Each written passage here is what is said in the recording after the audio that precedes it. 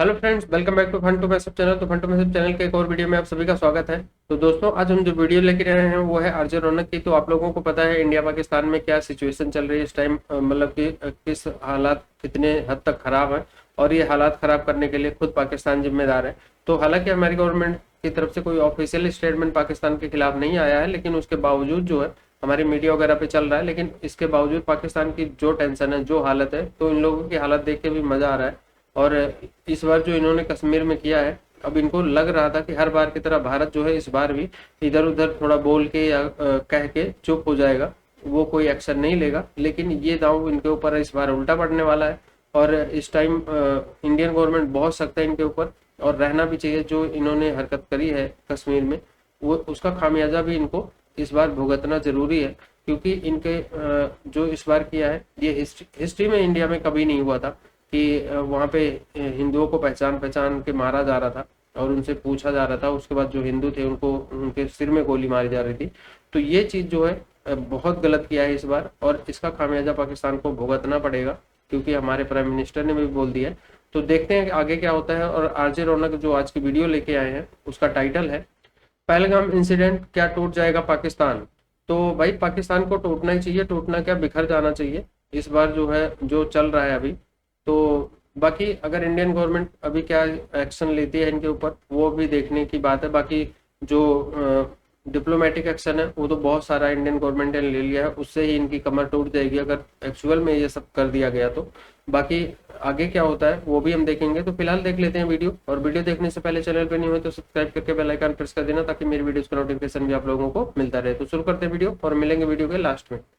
दोस्तों, बात यह है कि पहलगाम पर हुए अफसोसजनक हमले को 3 दिन बीत चुके हैं। इन 3 दिनों में ही भारत के बिना कुछ किए ही पाकिस्तान का खून सूख चुका है। सुबह दूध वाला घंटी भी बजाता होगा तो शहबाज शरीफ को लगता होगा कि चप्पल लेकर कहीं अमित शाह तो नहीं आ गए पीटने। कोई जोर से डकार भी मार दे तो जिहादी मुनीर को लगता है कि किसी ने उसकी छत पर बम तो नहीं फेंक दिया। सोते वक्त पाकिस्तान के रक्षा मंत्री ख्वाजा आसिफ का अपना ही हाथ अपने मुंह पर लग जाए तो डर के मारे उनकी चीख निकल जाती है।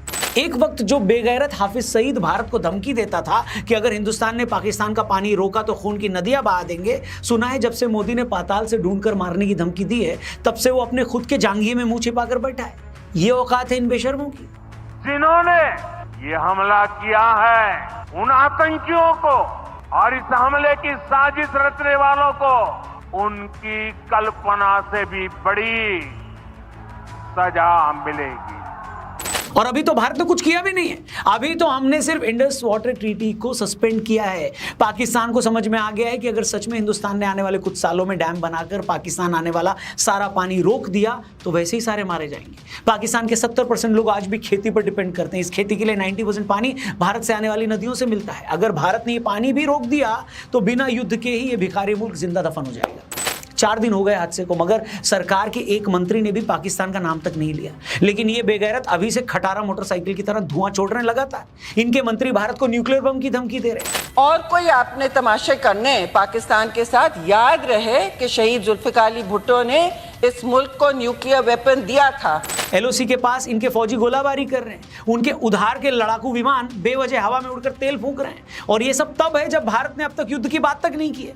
हमने सिर्फ ये कहा है कि जो भी वहशी पहलगाम में जो वारदात हुई उसके पीछे हैं, उनको छोड़ा नहीं जाएगा। लेकिन खुद वहशी होने के नाते पाकिस्तान को पता है कि अंकिल बात तो हमारी हो रही है और हमारी तुड़ाई शुरू होने वाली है।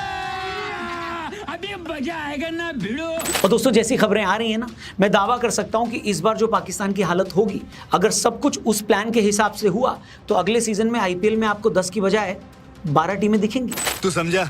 हाँ, नहीं, तू समझा नहीं। पाकिस्तानी फौज ने जोश जोश में आकर पहलगाम में कत्लेआम तो कर दिया है।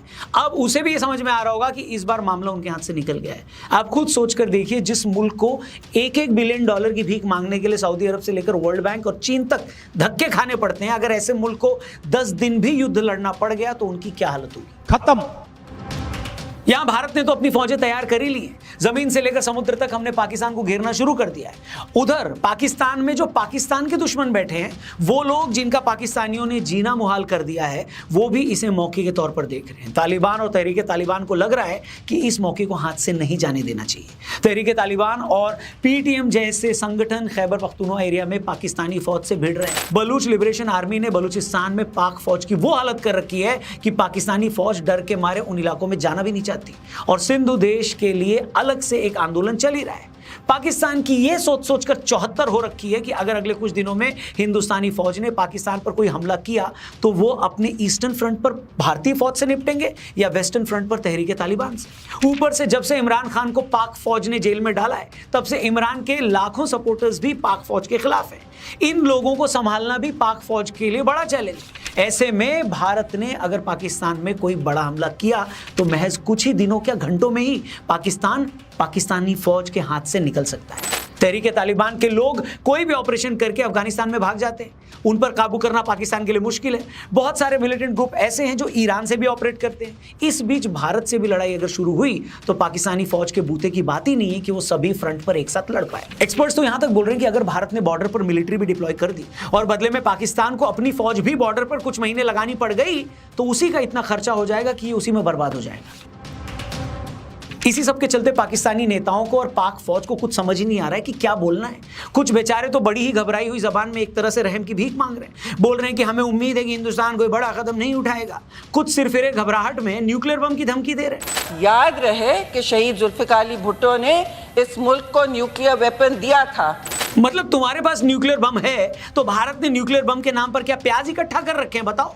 हम तो फिर भी 1.5 अरब हैं। खुद पाकिस्तानी एक्सपर्ट्स कहते हैं कि भैया अगर न्यूक्लियर वॉर हुई और आपने कितने भी बंदे मार दिए तब भी हिंदुस्तान में इतने लोग बच जाएंगे कि वो मुल्क फिर से खड़ा हो जाएगा, मगर हम तो पूरी तरह बर्बाद हो जाएंगे। और परमाणु बम क्या कोई दिवाली का लहसुन बम है क्या? हेलो, स्टडी के हिसाब से अगर भारत पाकिस्तान में परमाणु वॉर हुआ तो 5 से 12 करोड़ लोग तो इंस्टेंट मर जाएंगे। इसके बाद के सालों में आगे आने वाले सालों में करोड़ों लोग इसके साइड इफेक्ट से मरेंगे। कहते हैं कि अगर परमाणु युद्ध हुआ तो उससे इतनी राख उठेगी कि कई सालों तक आपको सूरज की रोशनी भी देखने को नहीं मिलेगी। दुनिया में 15 सालों तक खाने की पैदावार कम हो जाएगी। 2 अरब के आसपास लोगों को खाने को नहीं मिलेगा। ओजोन लेयर और चौड़ी हो जाएगी। इसके अलावा नदियों का पानी इस्तेमाल करने लायक नहीं रहेगा और भी ना जाने क्या क्या होगा। तो ऐसा तो नहीं है ना कि आपने परमाणु बम मारा और सामने वाला तबाह हो गया और आप जीत गए। ये कोई सेकेंड वर्ल्ड वॉर वाले परमाणु बम नहीं है। आज के परमाणु बम इतने खतरनाक हैं कि आप इसे कहीं भी फेंक दें, इसकी चपेट में पूरी दुनिया आ जाएगी, पूरा वर्ल्ड आ जाएगा।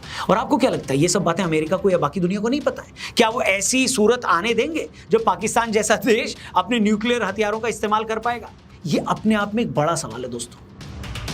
और इससे भी बड़ी बात पता क्या है दोस्तों? अगर दुनिया में सबसे ऐश परस्त कोई कौम है तो वो है पाकिस्तान की फौज। मतलब एक ऐसी कौम जिसको अय्याशी की आदत है, मुफ्त के पैसे की, दारूबाजी की आदत है, जिन्होंने पूरी दुनिया में अपनी प्रॉपर्टी बना रखी हो। क्या ऐसे लोग कभी मरना चाहेंगे? बिल्कुल नहीं। मरते हैं कम पढ़े लिखे अनपढ़ जिहादी, जिन्हें पढ़े लिखे फौजी अफसर जिहाद के लिए तैयार करते हैं।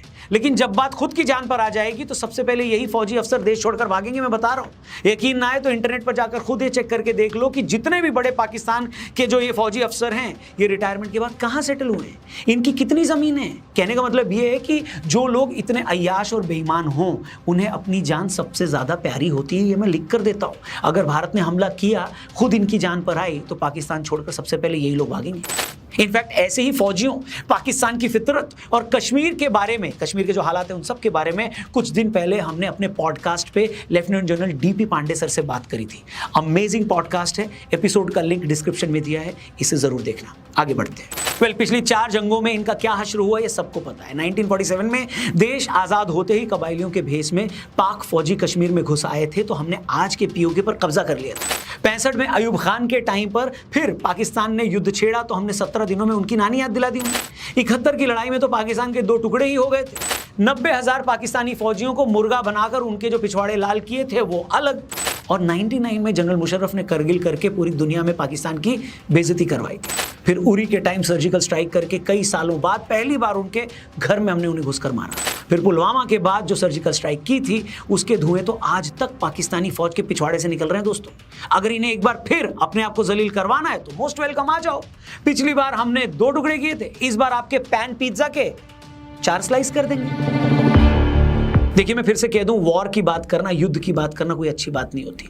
असल युद्ध होते भी बहुत खतरनाक है, लोगों की जानें जाती हैं, देश पीछे चले जाते हैं, काम धंधे बर्बाद हो जाते हैं।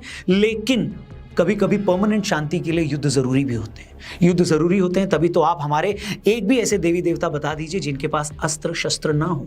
वो अस्त्र शस्त्र रखते थे, इसका मतलब ये नहीं था कि वो हिंसक थे, इसका मतलब ये था कि जहां भी असुर दिखें, जब भी धर्म की स्थापना करनी हो तो वो अपने अस्त्र चला सके। और ये कहने में मुझे कोई हर्ज नहीं है दोस्तों कि आज जितने भी लोग पाकिस्तान के कुकर्मों पर पानी डाल रहे हैं, ये बोलकर एजेंडा चला रहे हैं कि फला पार्टी तो अपने फायदे के लिए लड़ाई की बात कर रही है, पाकिस्तानी तो हमारे भाई हैं, ये लोग भी इस लड़ाई में हमारे उतने ही बड़े दुश्मन हैं जितना बड़ा खुद पाकिस्तान है। क्योंकि पाकिस्तान को लेकर तो पता है कि वो दुश्मन है।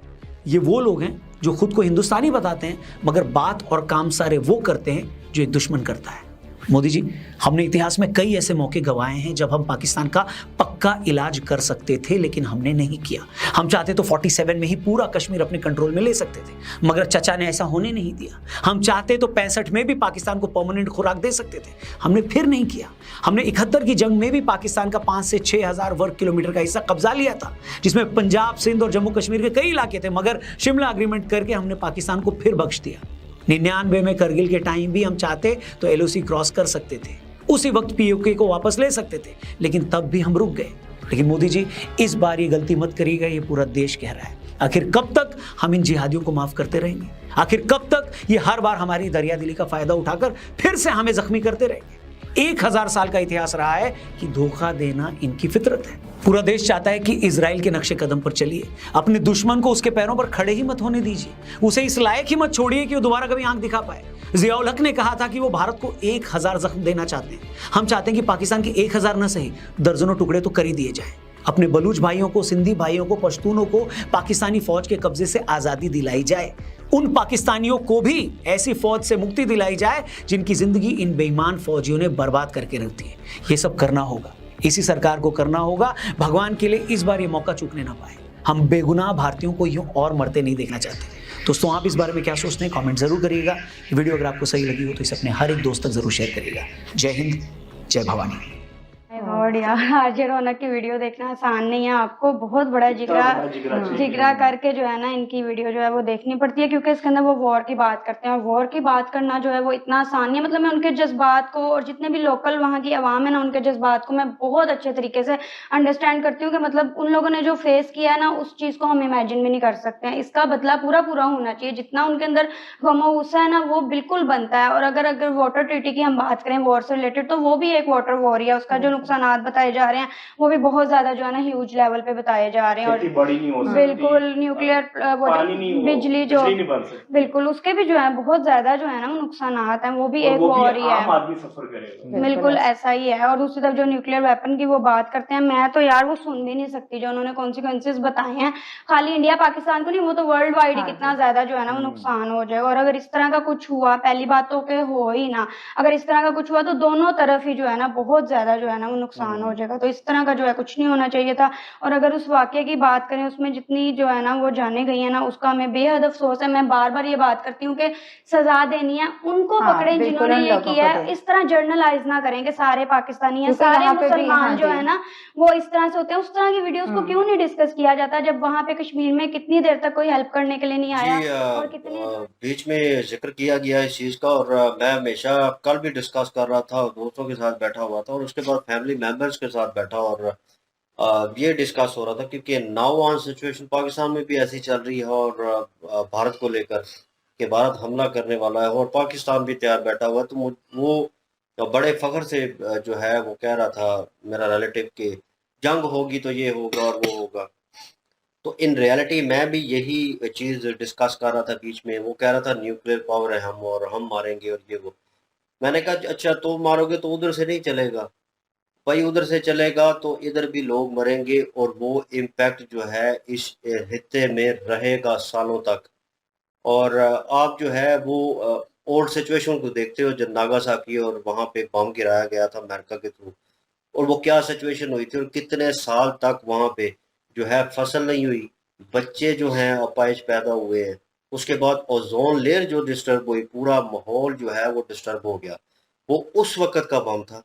इन्होंने भी यही, आरजे रौनक भाई भी यही मेंशन कर रहे हैं कि नाउ ऑन सिचुएशन उससे कहीं ऊपर है। तो कह लें कि वो परमाणु जो है वो एक था और उसकी क्वांटिटी कम थी, और ये एक जो है वो कह लें कि 100 के बराबर होगा।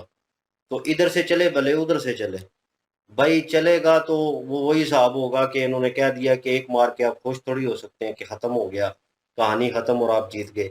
भाई उधर से चलेंगे 2 तो गिरेंगे आगे, जहाँ पे वो भाई विद इन सेकंड उन्होंने बता दिया कितना नुकसान करेंगे। क्या बात है जी, किसी मंत्री ने पाकिस्तान का नाम ही नहीं लिया और पाकिस्तान ने न्यूक्लियर बम की धमकी दे। हमारे पास एक है तो हम भाई उसी का ही नाम लेंगे। हाँ। और हम हमारे पास है क्या? और हमारे पास है क्या? तो चीज़ यही है कि पानी बंद कर देंगे तो ये वैसे मर जाएंगे। तो मेरा ख्याल है कि सबसे पहले वही काम करना चाहिए, इनको पानी बंद कर देना चाहिए, मजीद पानी ज्यादा छोड़ने की बजाय पानी बंद करना चाहिए। फिर ही पाकिस्तानियों को एहसास होगा कि हमने कुछ करना है, हमने भी कुछ करना है, ताकि ये जो जिंदगी है ये नहीं तो धीरे धीरे खुद ही मर जाएंगे, नहीं तो फिर अपनी मौताब मर जाएंगे। तो फिर क्यों आपने इतने मजाइल जो है ना जाया करने हैं? वो मजाइल जाया करने के लिए आप डैम बनाएं, पानी बंद करें और पाकिस्तानियों को मार दे, बूंद बूंद के लिए तरसा दे पाकिस्तानियों को। तो ये वो और डैम बनाए, बेहतरीन काम कर सकता है यहाँ पे। भाई हमने तो डैम बनाने नहीं है, तो आप डैम बनाए कश्मीर में अंदर, और कश्मीरियों के लिए फायदा होगा, वहाँ पे पानी इजाफा होगा, तो सारी की सारी चीजें हमारी तरफ से पानी रुकेगा तो फिर हमें होश के नाखून आएंगे। नहीं भाई हमने, अब देखें यहाँ पे हमने 2 नहरें निकालने लगे थे तो हमने सड़कें बंद कर दी, सारा मुल्क बंद कर दिया। उधर जो है ना आप डैम बना रहे हैं। किसी मंत्री ने पाकिस्तान का नाम नहीं लिया, काम ही पाकिस्तान से शुरू हुआ है, पाकिस्तान ने हमला कर दिया और पाकिस्तान कैसे नहीं इसका जिम्मेदार है। और वज़ीर-ए-आज़म समझे, भारत के वज़ीर-ए-आज़म ने पाकिस्तान का नाम, ये जिस टाइम हुआ अगले ही कुछ सेकंड में पाकिस्तान का नाम लग गया था। ये नहीं कि बहुत बड़ी थी, सीधी सी बात है, काफी सारी बातें हुई हैं, लेकिन भाई इसमें यही हम आखिर पे फिर भी कहेंगे कि अभी भी हमें नहीं लगता कि कोई युद्ध मुद्ध तो नहीं होगा, अलबत्ता भारत एक्शन जरूर लेगा। जो युद्ध की बात में एक बात बोलूं, युद्ध कहना तो बहुत आसान होता है, लेकिन उसको फिर आगे तक लेकर जाना ये बड़ा मुश्किल हो जाता है। नो डाउट इंडिया पावरफुल है, सब कुछ है, सब कुछ है इंडिया के पास। मैं कहता हूँ दुनिया की 4थी महाशक्ति देश है, लेकिन अगर ये युद्ध स्टार्ट होता है तो वही बात है, नुकसान तो इतना होगा कि नुकसान तो वही होगा, दोनों तरफ का होगा, कोई सोच भी नहीं सकता। क्योंकि मतलब इधर अगर कोई कहे पाकिस्तान की तरफ, अच्छा मैं आपको बताता हूँ पाकिस्तान के लोग, मैं आपको सच बता रहा हूँ, चेक भी कर लेना, जो पढ़े लिखे हैं उन लोगों को पता है क्या नुकसान होगा। जो पढ़े लिखे जाहिल भी हैं उनको ये नहीं पता कि इसका नुकसान क्या हो। इधर मीम्स बना रहे हैं, कहते हैं जंग जल्दी करो, हमारे पेपर होने वाले हैं। कोई कहता है सिक्योरिटी का इशू है, जाकर यूएई में जंग करते हैं, कोई कहता है क्या, कोई क्या कहता है, उनको ये नहीं पता कि जंग का क्या नुकसान होगा। दूसरी बात ये जंग के सिचुएशन में जो भी होते हैं इस टाइम, मैंने पाकिस्तान की पार्टीज भी देखी हैं जो एक दूसरे के खून करने के लिए रेडी थी। हमें भी डर लगा हुआ है यार, ऐसा मसला पैदा होता है, बड़े बड़े लोग तो जहाज लेके निकल जाते हैं। हमारी नेता ने आज फिर भारत को धमकी दे दी, भाई हमारे पास एटमी हथियार है, तो भाई साहब आप तो जहाज में बैठ के निकल जाओगे, भाई साहब पिछवाड़ा तो हमारा आम जनता का मारा जाएगा ना इधर। तुम तो अमरीका कहीं भी जहाज के थ्रू निकल जाओगे, बच जाती होगी तो हमारी ना इधर। बरवजह मुझे इस दफा जो चीज है ना वो टलने वाली नजर नहीं आ रही। इंडिया फुल तैयारी में, क्योंकि इस टाइम अमेरिका एक्टिव है, इजराइल एक्टिव है, उन लोगों ने अपने हथियार भारत पहुंचा दिए। तो आप सोचो कि भाई जब वो 2 देश भारत में अपने हैवी हथियार पहुंचा रहे हैं तो इसका मतलब क्या है? इसका मतलब यही है कि अब जंग टलने वाली नहीं है, अब होगा। या तो भाई भारत के 140 करोड़ लोगों ने बोला है या तो आर या तो पार। बिल्कुल, ये तो बात है, इससे तो लाजमी हमें खतरा है वजात, हमें रातों की नींदें हमारी आराम हुई हुई। सच पूछो तो मैं सोचता हूँ ये हमारे पास अब हालात ऐसे हैं कि महंगाई इतनी है, अगर ये जंग लगती है तो फिर क्या बनेगा। आरजे रौनक भाई की काफ़ी बातें ऐसी थी जो सख्त थी, काफ़ी बातें थी जो हकीकत के ऊपर मबनी थी, और कहीं ना कहीं उसके ऊपर जो है ना लाहे अमल अगर हुआ तो बहुत ज़्यादा मेरे नज़दीक मसाइल बढ़ जाएंगे। तो मैं आज ना सोशल मीडिया अपना चेक कर रहा था। मैं ज्यादातर ये काम करता रहता हूँ तो टाइम नहीं मिलता। आज मैं अपना सोशल मीडिया चेक कर रहा था तो यहाँ भी काफी लोग जो है ना इस चीज के लिए बड़े ही कह लो कि उतावले हो रहे हैं कि क्या होने वाला है आगे। तो उसके लिए मीम्स बनाई जा रही हैं, बहुत सारी ऐसी वीडियो शेयर की जा रही हैं। बड़ा बेवकूफाना सा एक माहौल जो है ना पाकिस्तानी सोशल मीडिया का मैंने देखा है। और मैं इसमें एक बात मैंने जरूर जानकारी हासिल हुई है तो सोचा मैं आपके साथ वो भी शेयर कर दूं। मेरा माइंड जेन ऐसा नहीं है, बाकी मैंने सोशल मीडिया से वो चीजें देखी हैं क्योंकि हमारे लोग वो बोल रहे हैं। आप लोगों ने भी, बहुत सारे लोग वो सुन रहे होंगे कि हमारे लोग जो पिछले दिनों जो हमला हुआ था ट्रेन के ऊपर, इसमें जो पाकिस्तानी लोग हैं इनका एक माइंड जेन ऐसा है कि ये सोच रहे हैं पाकिस्तानी लोग कि इसमें इंडिया मुलव्वस था। तो आज अगर देखें कि जो इंडिया में हुआ है तो इसके लिए ये जो है ना खुश हो रहे हैं पाकिस्तानी के BLA को पैसा दे के, जैसा भी आपने करवाया हमारी ट्रेन के ऊपर, हमारे लोग इतने मरे। तो इसके ऊपर अगर देखा जाए तो जिसने भी ये तंजीम ने काम किया है तो यहाँ ये लोग खुश हो रहे हैं कि इंडिया से बदला ले लिया। सच्ची बात उनकी कुछ बातें, और यार नहीं, जंग नहीं होनी चाहिए, लड़ाई नहीं होनी चाहिए। और वाकई यार पहलगाम अटैक मतलब वहां पर हुआ था और जिन लोगों ने किया था हक तो यही था, मतलब मोदी जी ने यही कहा कि उनको पकड़ेंगे मारेंगे, तो फिर बीच में पाकिस्तान कहाँ से आ गया? मुझे तो ये नहीं समझ आ रही। मतलब सिचुएशन हर कहीं कड़ी जाके जो है वो पाकिस्तान से जुड़ जाती है और फिर बाद में जो है वो पाकिस्तान के गरीब लोग अंदर पिसते हैं। बस यही कहना चाहूंगी कि नहीं, जंग नहीं होनी चाहिए। तो ये थी गाइस आज की वीडियो, और आरजे रौनक की वीडियो आप लोगों ने देख ही लिया। तो भाई इन लोगों का जो न्यूक्लियर वॉर का मतलब न्यूक्लियर बम की धमकी है वो तो खैर इंडिया को आज से नहीं दी जा रही। 1998 में जब इन्होंने मतलब टेस्ट किया था उसके बाद से इंडिया को परमाणु बम की धमकी दी जा रही है, जैसे इन्हीं के पास है। बाकी दुनिया में किसी के पास परमाणु बम नहीं है और उस पर बहुत ही एतराते हैं। तो हालांकि जैसे आरजे रौनक बता रहे थे कि परमाणु बम चलाना इनके लिए आसान नहीं है और ये चलाएंगे, इससे पहले ही इनको इंडिया तो छोड़ो कोई दूसरी कंट्री इनके ऊपर आ जाएगी।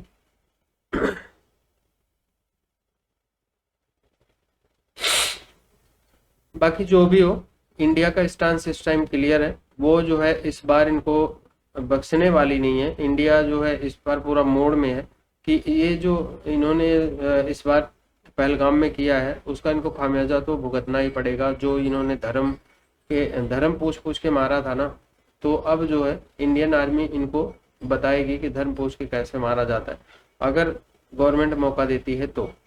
बाकी ये है कि वॉर वगैरह इंडिया कभी चाहता नहीं है। आज तक किसी पड़ोसी कंट्री से इसने खुद वॉर स्टार्ट नहीं किया था। इनसे भी 3-4 जंगें लड़ी है, पाकिस्तान से भी, तो उसमें सारी स्टार्टिंग पाकिस्तान की थी, इंडिया की नहीं थी। चाइना है 1962 में उनसे वॉर हुई चाइना से, लेकिन वो उसमें भी चाइना की गलती थी, इंडिया ने पहल शुरू नहीं की थी।